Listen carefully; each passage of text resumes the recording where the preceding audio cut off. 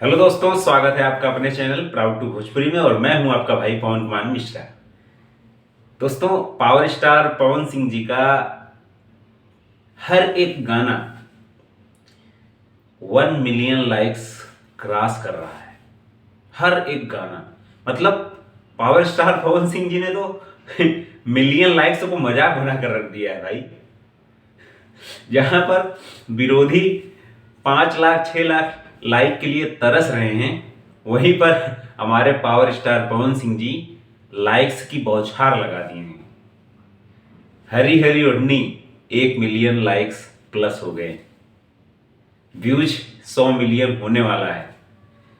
लाल Ghaghara 2 million के आसपास जो है लाइक्स होने वाले हैं उस गाने में, और व्यूज भी करीब 130 मिलियन प्लस है। उसके बाद पुदीना 2 अभी 7 लाख लाइक हो गया है। 300 अभी 26 मिलियन व्यू है, फिर भी 7 लाख लाइक कंप्लीट। मतलब भौकाल मचा के रख दिया है। लोग सोच रहे हैं कि उनके उस लकीर को कैसे हम चूमें, क्योंकि वो भी तो एक लकीर है। लोग सोच रहे हैं कि इस बंदे को हो क्या गया है।